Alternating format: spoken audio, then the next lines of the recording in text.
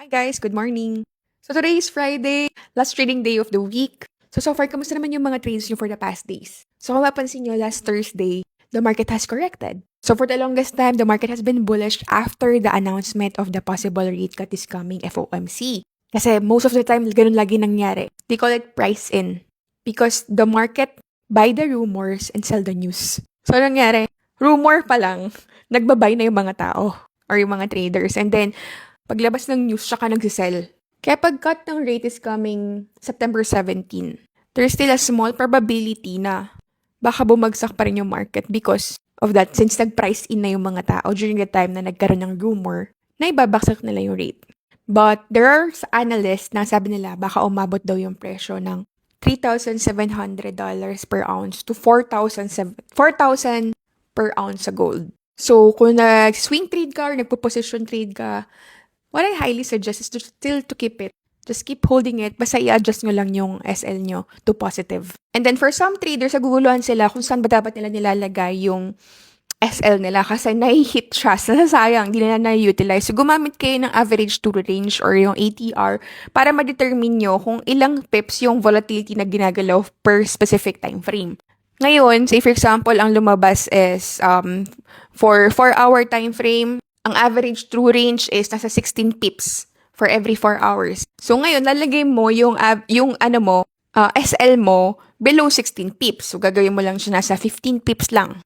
And then, imumove na naman siya for another 15 pips and then another 15 pips para hindi na tinatamaan yung SL mo agad. Kahit naka-positive SL siya. Para hindi sayang yung trade or yung position mo na nasa sniper entry sana, diba? So ngayon, update tayo. Ngayon, meron tayong active trade ngayon, actually, na binato natin last time. Ito siya, guys. So, last time, nakita tayo ng upward channel. So, ayan. Actually, nakuha natin yan. Nung pag-break niya, itong ating previous resistance sa, this is early time frame. Ayan, nagkaroon tayo ng buying opportunity. So, nag-buy dyan, actually. Marami akong mga sungkit dyan. Ayan, mula ilalim. Ayan, may sungkit pa tayo dyan. Ayan. So, papansin nyo, may mga buy tayo dyan. Sumusungkit tayo dyan sa ilalim ng mga maliliit na lot sizes. Yan. Kaya, ang lalim ng mga buy natin dyan. Because of this, nung pa-uptrend siya, naglalagay na tayo dyan, tatanim-tanim na tayo dyan sa mga, every time na nagkakaroon ng mga minor correction. So, ngayon,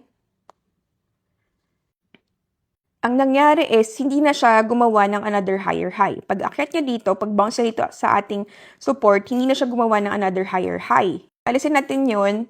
Dapat supposedly, kung tuloy-tuloy pa rin tong uptrend na to, dapat ito, aakyat na siya paakyat doon. Magtutuloy siya doon, paakyat.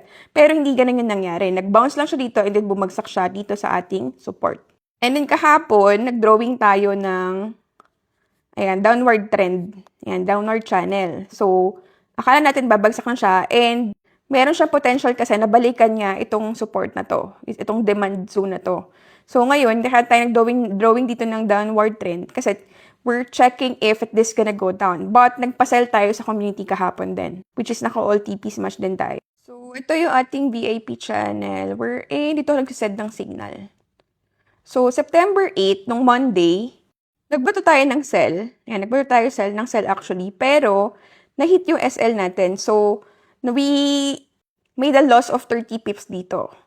And then, nagbato naman tayo this time ng recovery trade, which is buy naman. And from this buy, we were able to generate, all TP smash. So, we were able to generate 70 pips for this setup. And then, we made another buying opportunity dito. So, nagpa-buy tayo ulit dyan. And then, umakyat siya from this zone. And then, we were able to generate 100 pips again. And then, nagpa-buy tayo ulit.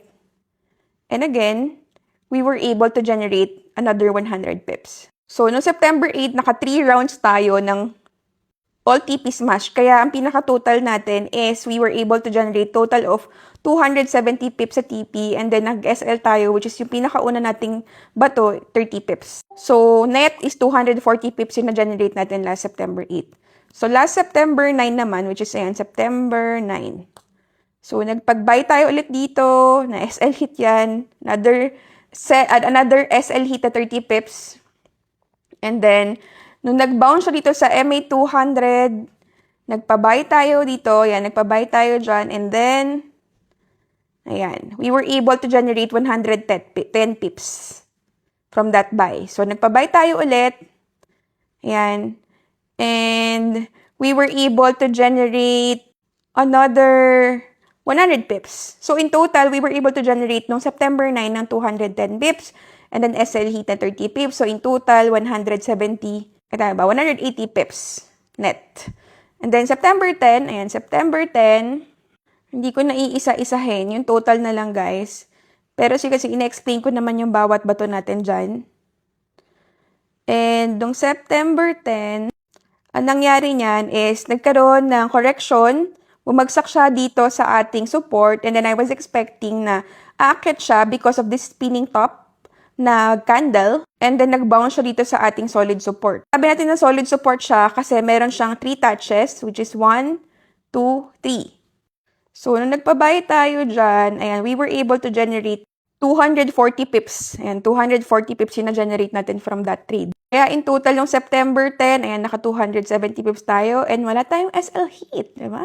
September 11, ayan, September 11. Ang nangyari naman dito is, di ba, nung September 10, umakyat siya. September 11 naman, ayun, bumagsak siya ulit dito. Pagdating niya dito sa median, bumagsak siya ulit dito and then binrake niya. So, nagkaroon ng breakout. Ayan, o.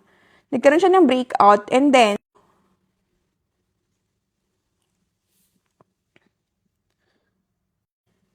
which is actually, ang nangyari nga, yan, nagkaroon nga siya ng retest sa 3620. Kasi yun yung in-expect natin, pag-break nga nito. Then, ang nangyari is, na-break niya itong support, nagkaroon ng retest, and then, I'm expecting it's gonna go down and continually touch this ating 3620 na demand zone. Which is actually, yun nga yung nangyari. Ayan, tinouch niya to, 3620. Umabot pa siya hanggang 3615 ata. That's why, yan, nagkaroon tayo ng mga selling dyan, and nagbato tayo ng mga so, come September 11, ayan, we were able to generate 190 pips and 0 SL pips. Ayan, diba? So, wala tayong SL kahapon.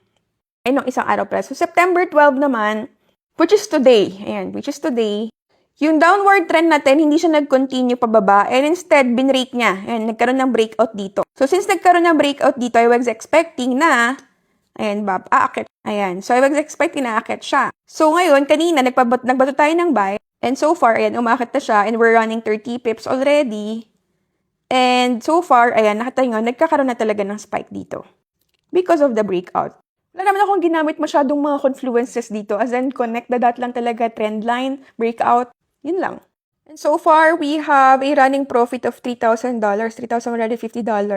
And kung mapapansin nyo, yung mga trades sa iba, mga naka-float lang yan for the longest time. Hinahayaan ko lang siya dyan. Hindi ko ginagalaw. Kasi mga swing trades natin yan. So, for this account, ayan, kung mapapansin nyo, ang ginawa ko dito sa account na to is nag-deposit ako ng $2,000 and then winidraw ko na yung naging profit ko na $2,000. Kasi nagkaroon na ako ng profit of total for 5. Gusto ko na kasing maging risk-free. The reason why I'm doing this is I want to inspire people na ang dapat maging priority nyo muna is ma-withdraw nyo yung pinaka-capital nyo para risk-free trading na kayo and lesser na yung attachment nyo with your capital. Once na nakuha nyo na yung pinaka-capital nyo, nag-ROI na kayo, then definitely mission accomplished na kayo. Ang goal nyo na this time is ma-sharpen pa yung knowledge nyo, yung skill nyo, ma-apply nyo pa yung proper risk management. And now, if we will be visiting our MyFX book,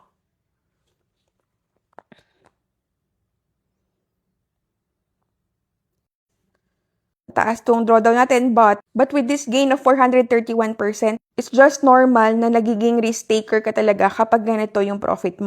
Kaya always remember, higher risk, higher reward. So kung nag-risk ka ng mas malaki, then definitely you will be rewarded ng mas malaki. Pero kung di ka mag-risk ng mas malaki, you cannot expect for higher reward. So risk-free na tayo, deposit tayo 2,000, and nakapag-withdraw na rin tayo ng 2,000. ROI na tayo. And so far, for the month of September, currently we are at 117% gain. So for me, as long as I'm doing fine, as long as I'm being consistent, then I'm good with my trades. So ayun lang guys. If you want to learn more about trading, just follow our page, Legendary Trading Academy.